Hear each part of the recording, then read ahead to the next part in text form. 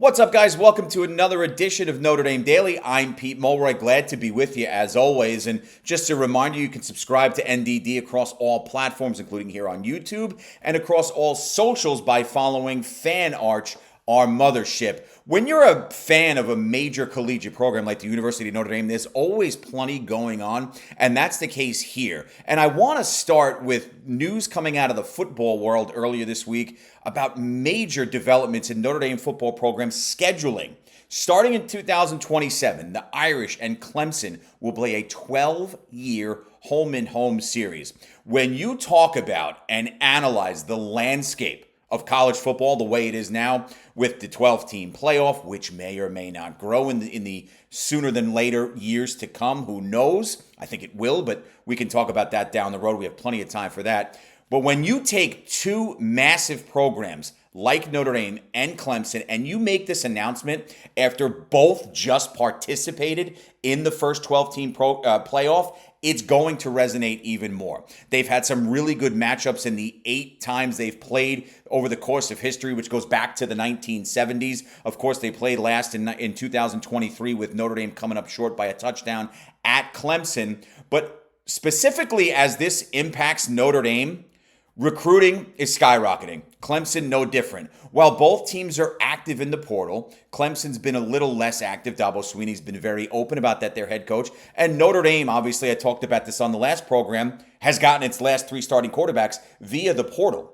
But I think what this means for Notre Dame systemically as a program is that it's going to be able to keep its independence even more. When you're able to put together a schedule the way the Irish have over the past number of decades because they remain an independent, now adding programs like Clemson and these home and home sets.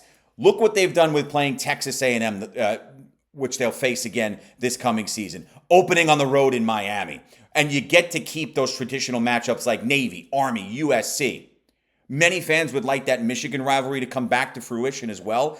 And you've got Texas on the schedule the next couple of seasons down the road as well. When you're able to take and add a team like Clemson to this schedule, still meet your ACC required 5 games as a quasi-affiliate of the conference in football, this speaks volumes for what Notre Dame is now doing with its athletic director in Pete Mulroy as he continues to wet his beak in that role. And now Marcus Freeman, fresh off a berth in the national championship game. It's going to help recruiting. It's going to help in the win column from a competitive nature. It'll help in the portal. And yeah, it's absolutely going to help Notre Dame keep its independence, at least on the surface. Shifting quickly to basketball, and this was something that developed a couple of weeks ago, just on the recruiting trail as it relates to Notre Dame and Micah Shrewsbury now heading into year 3 building a roster. Big news comes out of South Bend that they bring in the nation's leading rebounder in Carson Towt out of Northern Arizona. Now, I know the first 2 seasons in Coach Shrewsbury's tenure didn't go according to plan, and I think last year's frustrations grew from the fact that in year 1, we saw a lot of development, specifically led by the play of Marcus Burton, toward the back end of the season, right? If you follow the program, you all know what I'm talking about. So I think there was an elevated expectation, fair expectations, mind you, of what year 2 would bring, and it never came to fruition. But now when you go out into this transfer portal and you bring in a seasoned veteran who, again, led the nation with over 12 rebounds a game last season, averaging over 13 points per game to that note as well, did Tout. This is a massive get for ND. Yes, from a positional standpoint, but it also supplements what sits right now as the nation's number 4 recruiting class, led by Jalen Harrelson, the La Lumiere star. So the recruiting proof is in the pudding there for Micah Shrewsbury. He does a great job. He's a good coach. He's got the pizzazz. He's got the energy, and undoubtedly has the acumen and intelligence for the job. We know how smart this man is from X's and O's.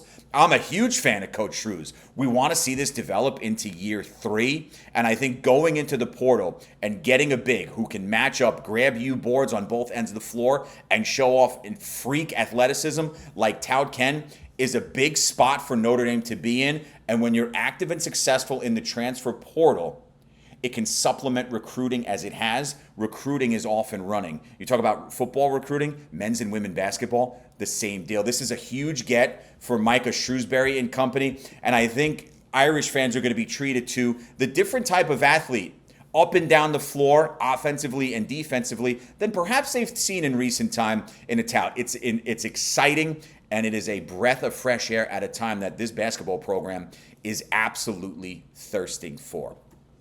You know, there's plenty going on with lacrosse, and I'll get into the current program momentarily, but Notre Dame as an athletic program has had so many legends across so many sports throughout its history as a university. One of them hanging up the stick and the cleats and his gloves after a 9-year pro lacrosse run. That's none other than Matt Kavanaaugh. The Kavanagh brothers have been the driving force, along with long-tenured head coach Kevin Kavanagh, for the Notre Dame men's lacrosse program.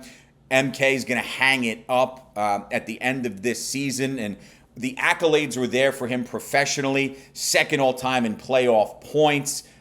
He's a masterful postseason player in the PLL, and a 4-time All-American during his time at Notre Dame. Really got this program off and running, and then kind of set that bar high and the springboard forward for what has now been, for the last decade easily, one of the more dominant programs in all of lacrosse. And look no further than the fact that the last 2 seasons, Notre Dame has won the National Lacrosse Championship on the men's side. A long time coming for Coach Kevin Corrigan and Matt Kavanagh and many players before him. Leading up to those moments, they built the foundation that continues to drive this current Notre Dame lacrosse program. So a huge congratulations, job well done. Great career collegiately and professionally from Matt Kavanagh, who is calling it a career in professional lacrosse. Sticking with the theme of lacrosse, we know the men are back in the NCAA tournament. Now, you think 2-time defending national champion, maybe they won their conference again. And while Notre Dame was the top seed, they were bounced by Syracuse in the semifinal round of this year's ACC men's lacrosse tournament. So they enter as an at-large. And what does that mean? Sunday, May 11th, noon, ball drop in Columbus, Ohio. Notre Dame going to be battling Ohio State in the opening round. The winner of that game will play the winner of the Colgate-Penn State game in the second round of the tournament. I said a couple days ago, I like the makeup of this Notre Dame team, and while people might see the record and see hiccups, don't forget 2 of the losses of Notre Dame's 4 this season came by 1 goal apiece